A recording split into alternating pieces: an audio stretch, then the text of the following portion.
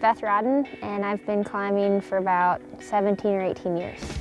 I started climbing in the local climbing gym when I was about 14, and I was hooked. I was able to win some national competitions, and I started going on trips with friends and really fell in love with being in the mountains, and my passion became climbing outside. Beth Rodden was the youngest woman ever to climb 514 at the time. She eventually moved more into traditional climbing, big routes, and she became really famous for free climbing the nose on El Cap. Beth has figured out what she's really, really good at, which is climbing hard cracks. And she's taken that to do the hardest routes, to do new routes. I'd say the majority of the first ascents in climbing are usually done by men. So to be able to do one as a woman, it feels awesome. A lot of times we can get stuck in the rut of just like following, but to be able to get out there and do it before other guys can do it, it kind of opens up the door that, hey ladies, this can be done. For a number of years, Beth was really leading the way. I mean, she was showing that women could climb just as hard and maybe harder than men. Oh man, I'm glad that's over.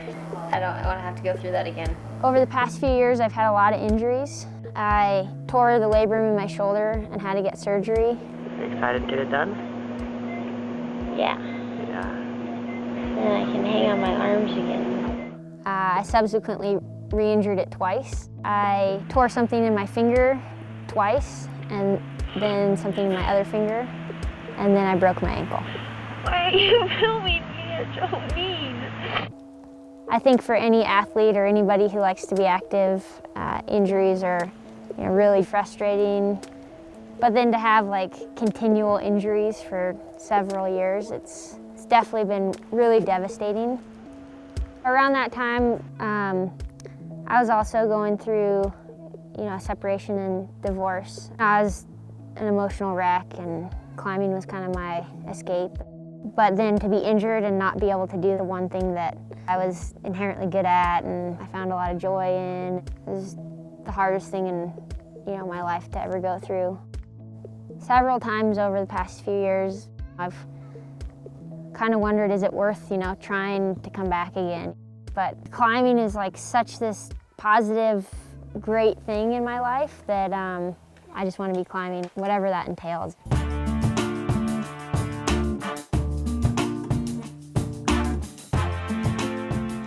I'm pouring everything I have into getting back to full strength.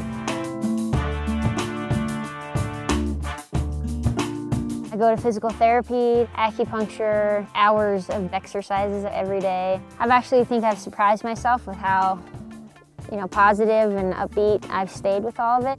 I've gotten really into biking and hiking and cooking and baking really good food.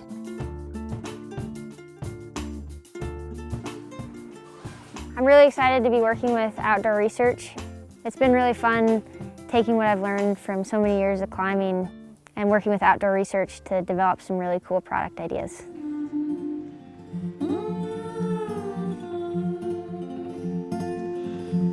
So I've just started climbing again, and I'm trying to go slow and listen to my body, but it feels amazing to just climb again. I didn't realize how much I missed climbing until I kind of came back to it, and I was always dreaming about climbing hard again and getting back to top level. But I had this moment.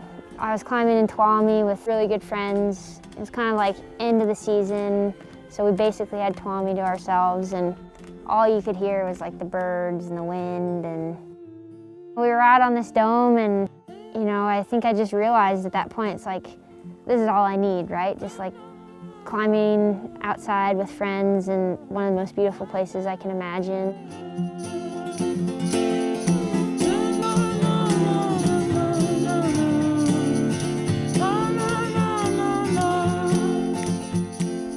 I think this whole process has taught me that I don't have to climb the hardest thing possible to be happy.